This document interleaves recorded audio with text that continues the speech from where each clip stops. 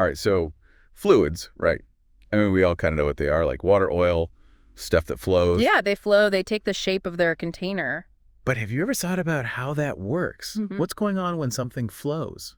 Yeah, or why some things flow really easily and others don't. Well, that's what we're going to get into today. Really dive into the nitty-gritty of fluids and explore how different materials behave under stress. We're going to go way beyond just thick and thin. Exactly. We'll unpack the science behind it. Right.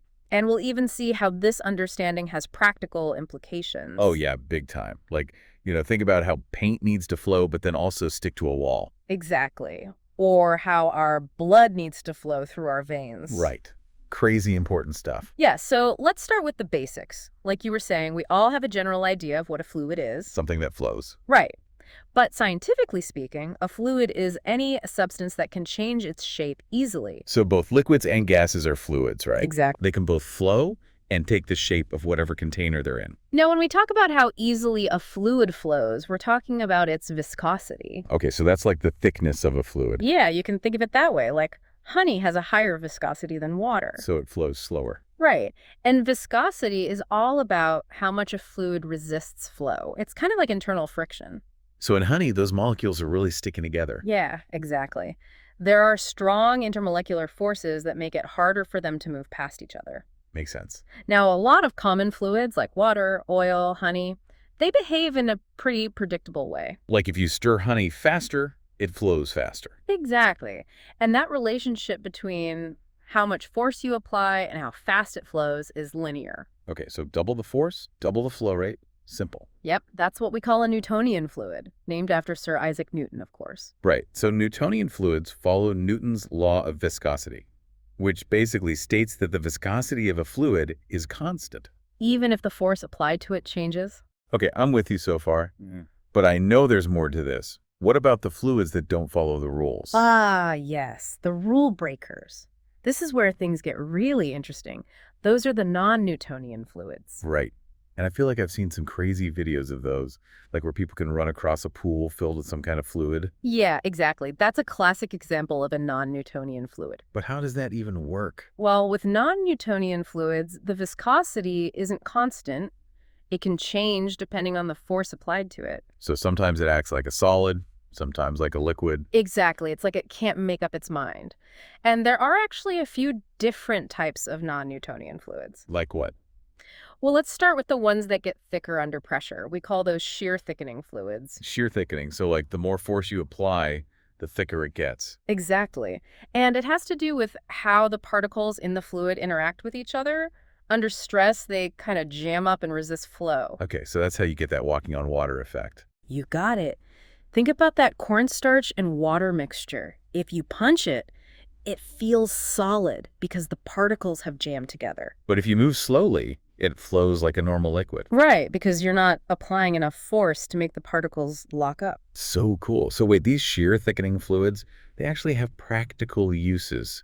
I feel like this is something out of a science fiction movie. Oh, definitely. They're used in a lot of really cool applications, like in protective gear, for example. So like imagine body armor that hardens on impact. Exactly. Or even things like, shock absorbers for cars. Wow. So these fluids that seem so weird are actually being used to protect us. Yep. And then there's the opposite. Shear thinning fluids. Shear thinning, so those get thinner under pressure. You got it.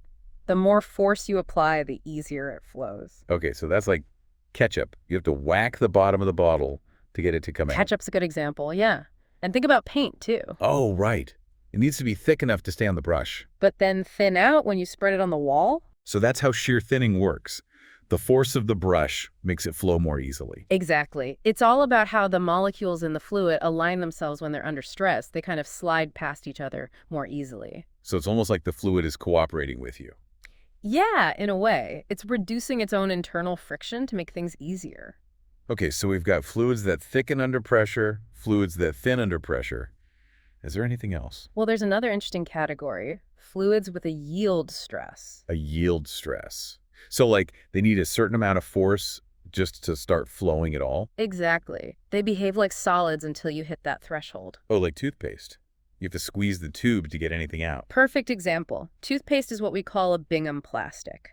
It needs that initial push, but once it starts flowing, it behaves pretty normally. And what about, oh, ballpoint pens? The ink doesn't just drip out. Right. That's because ballpoint pen is a Casson fluid.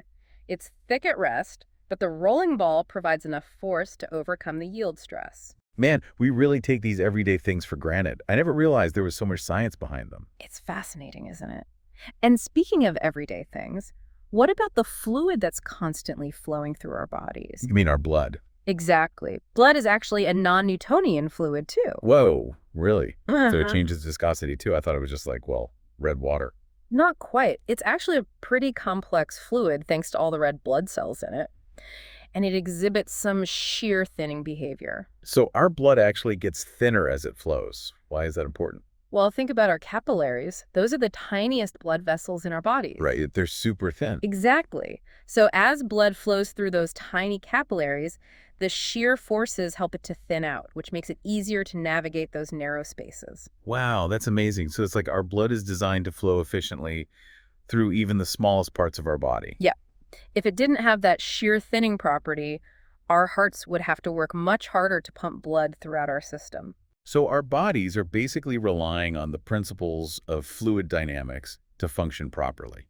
It's like all this intricate science happening inside us all the time. Exactly. And the more we learn about these principles, the better we can understand how our bodies work and how to keep them healthy. It really makes you wonder what other mysteries are hidden within the world of fluids, right? Yeah. Like what other strange and amazing properties are we going to discover in the future? Oh, I'm sure there's a lot more out there. We're only just beginning to scratch the surface. It's a whole universe of scientific exploration just waiting to be uncovered. Exactly. So next time you're stirring your coffee or squeezing out some toothpaste, take a moment to appreciate the complex dance of molecules and forces at play. You might be surprised by what you discover. Fluid dynamics is all around us, shaping our world in ways we often don't even realize. It's a reminder that even the most seemingly simple things can be full of wonder and complexity. Well, that's all the time we have for today. Until next time, keep exploring, keep questioning, and keep that scientific curiosity alive. We'll see you on the next deep dive. See you then.